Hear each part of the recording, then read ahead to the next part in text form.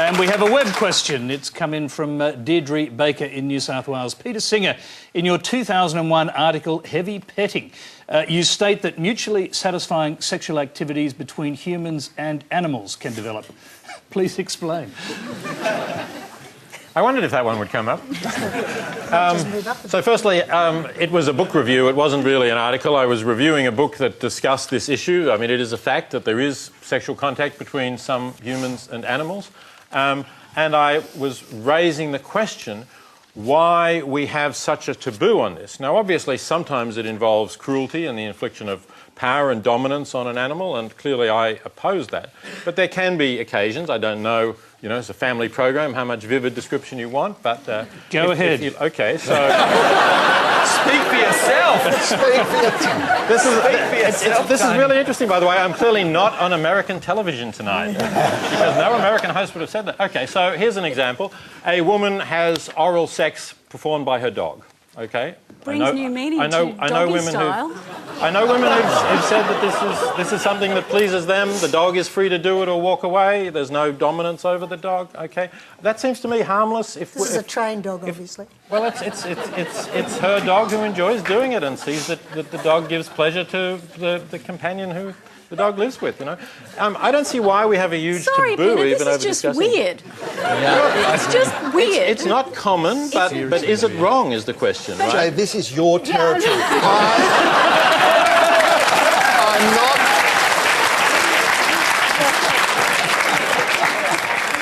Let's get a psychiatrist's perspective on this. I'm just sitting here thinking now, Freud did say that human beings are polymorphously perverse, which is another way of just saying there are lots of different views that just...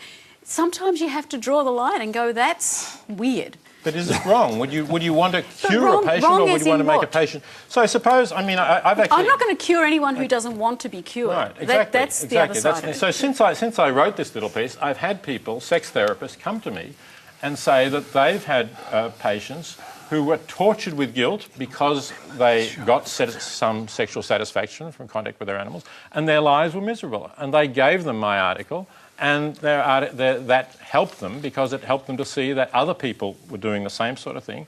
And here was at least somebody who was saying, you know, this is not a sign of terrible moral evil. I've got a Helen Coonan Parliamentary Sitting Week coming up. Would you like to get on the record on this?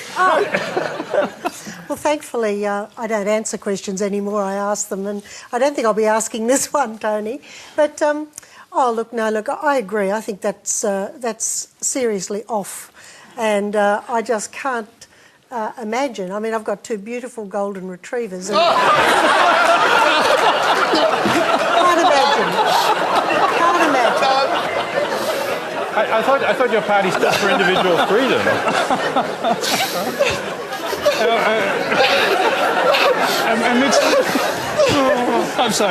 Amidst the hilarity, I don't think everyone heard that Peter said he thought your party stood for individual freedom. I just think that it's off the wall, and put it this way, I'll just continue to find the nice patch under my doggy's ear that he likes. That's all I'll do. I'm sorry to say we've run out of time. Please thank... I'm not sorry. Helen Coonan, Peter Singer, Jayshree Kulkarni, David Marr and Peter Garrett.